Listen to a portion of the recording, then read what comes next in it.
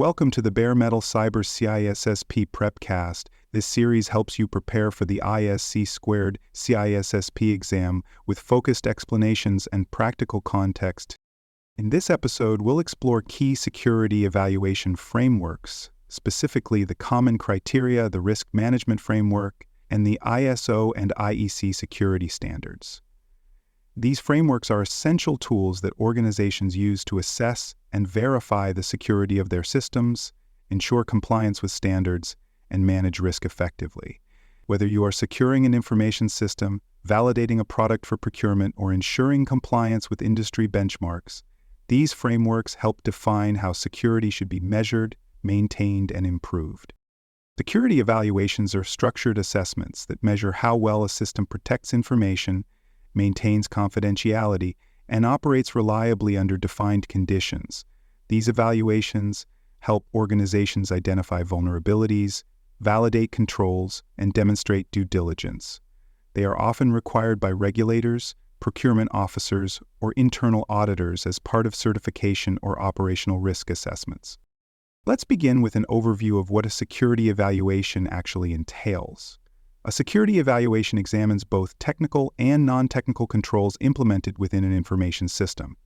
This includes administrative safeguards such as policies and procedures, physical protections like facility access controls, and technical defenses such as encryption and firewalls. The evaluation framework outlines how these controls should be tested, what metrics are used to judge effectiveness, and how results should be documented. The purpose of any evaluation is to provide assurance. That means offering a well-founded level of confidence that a system will perform securely and as expected. Security evaluations allow stakeholders, whether internal or external, to understand what risks are being managed, how well those risks are controlled, and whether the system is prepared for future threats. Let's now turn to our first major framework, the Common Criteria for Information Technology Security Evaluation, often referred to simply as Common Criteria. This is an internationally recognized standard used to evaluate the security features and assurances of information technology products and systems. It originated from the unification of three prior evaluation systems used by the United States, Canada, and various European countries. Common criteria relies on three key elements. The first is the protection profile. This defines a set of security requirements for a class of products or systems. For example, there might be a protection profile for a firewall, an operating system, or a smart card. The second is the security target. This is specific to the product or system being evaluated. It outlines what the vendor claims the product will do, including the security functions and the environment in which it will operate. The security target is measured against the protection profile to ensure alignment. The third component is the evaluation assurance level, or EAL. This is a numerical scale, typically ranging from 1 to 7, that describes how thoroughly the product has been tested and verified. A product with EAL1 has been tested in a basic way. A product with EAL4 or higher has undergone rigorous analysis, independent review, and formal testing. Common criteria evaluations include several phases, such as documentation review, functional testing, vulnerability analysis, and penetration testing. These evaluations are performed by accredited third-party labs and recognized by member nations through a mutual recognition agreement. Organizations use common criteria to validate the security of commercial off-the-shelf products before deployment in sensitive environments. Governments, financial institutions, and defense contractors often require these certifications as a prerequisite for procurement. Now let's move to the Risk Management Framework, more commonly known as RMF. This framework, developed by the National Institute of Standards and Technology, is used extensively by the United States federal government and its contractors. RMF provides structured guidance for integrating security and risk management activities into the system development lifecycle. RMF consists of 6 steps. The first step is to categorize the information system based on the types of information it processes and the potential impact of a breach. The second step is to select appropriate security controls based on the risk categorization. The third step is to implement those controls and document how they are configured. The fourth step is to assess the effectiveness of the controls. This involves testing, analysis, and validation. The fifth step is to authorize the system for operation. This decision is made by a senior official who reviews the risk posture and formally accepts any residual risk. The sixth and final step is to monitor the system on an ongoing basis. This includes continuous assessment, vulnerability scanning, and documentation updates. The risk management framework emphasizes accountability, traceability, and transparency. It requires organizations to not only implement controls, but to understand their effectiveness, document their decisions, and prepare for change. RMF is widely adopted not only in the public sector, but also in industries that follow federal security standards, such as defense, healthcare, and critical infrastructure. Now let's turn to the ISO and IEC security standards. These are developed by the International Organization for Standardization and the International Electrotechnical Commission. Together, they provide globally recognized guidelines for managing and evaluating information security.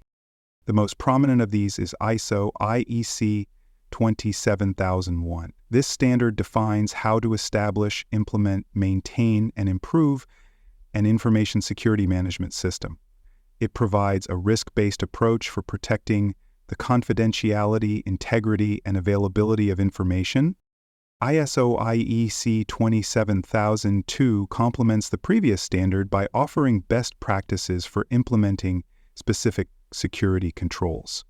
It outlines practical steps for access control, incident management, physical security, cryptography, and compliance, among many others. Another important standard is ISO IE 15408, which aligns with the common criteria discussed earlier. It provides the detailed criteria for evaluating the security properties of information technology products. Compliance with these standards often begins with a formal gap analysis to determine how an organization's existing controls align with the requirements. After any deficiencies are corrected, the organization may pursue formal certification through an accredited auditing body.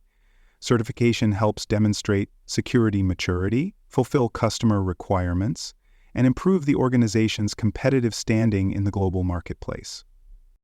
For more cyber content and books, please visit cyberauthor.me. You'll find bestseller books, training tools, and resources tailored specifically for cybersecurity professionals. You can also explore additional CISSP content at baremetalcyber.com. Let's now look at how to implement and maintain effective security evaluations. The first step is to develop formal policies and procedures that align with your chosen framework. These documents should define the roles and responsibilities of those involved in evaluations, the tools and processes used, and the criteria for success. Security evaluations must be integrated into the full life cycle of the system. This means including evaluation criteria in the design, development, deployment, and decommissioning phases. Teams should regularly assess whether implemented controls meet the required standards and whether risks have changed. Cross-functional collaboration is essential. Security teams, system owners, compliance officers, and business stakeholders must work together to ensure that evaluation processes are complete, consistent, and actionable. Communication must flow both ways so that evaluation findings lead to real improvements. Documentation must be complete, accurate, and audit-ready. This includes evaluation reports, risk assessments, control implementation summaries, and corrective action plans.